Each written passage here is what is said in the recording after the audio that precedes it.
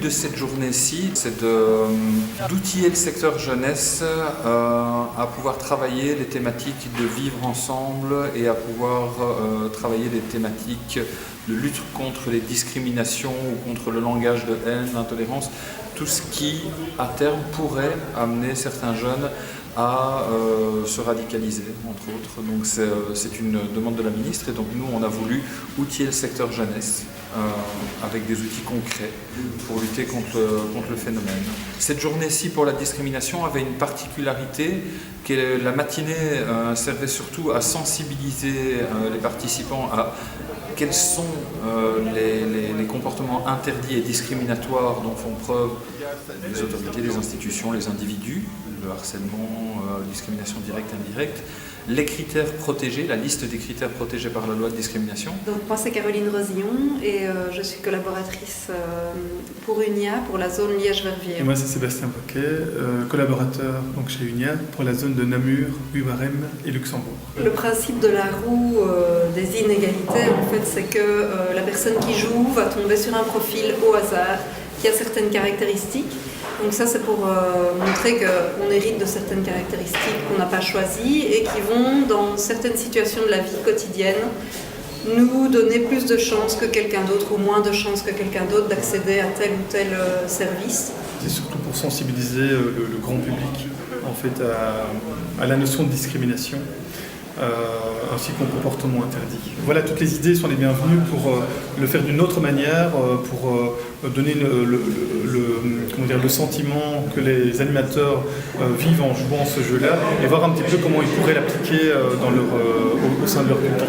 Je m'appelle Jean-Marc Plavier, je suis habituellement coordinateur au Centre Jeunes de Spa, mais aujourd'hui j'étais là pour représenter le BIJ, le Bureau International Jeunesse, dans le cadre d'un programme bien particulier qui est No Hate, donc contre le discours de haine.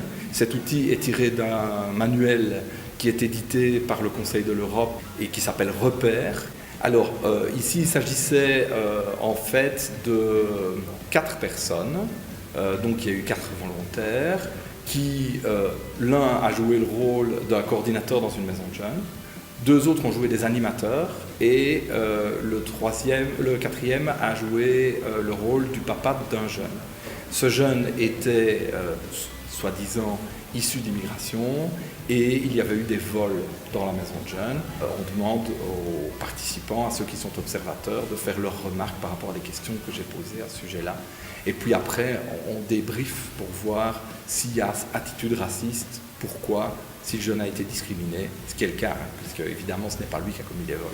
Et on l'apprend seulement dans la 3e partie. Le livre Repères, évidemment, ne propose pas que cette animation-là, il en propose énormément, et ça peut être sur les genres, la discrimination faite aux femmes, par exemple, sur les minorités, sur le langage, enfin, sur énormément de choses. Et donc, le Repère propose beaucoup d'outils qui permettent justement de remettre en scène, d'avoir aussi des débats, puisqu'ici ça a suscité le débat déjà sur le mot racisme au départ, donc on a parlé de ça, et puis on a commencé le jeu de rôle seul.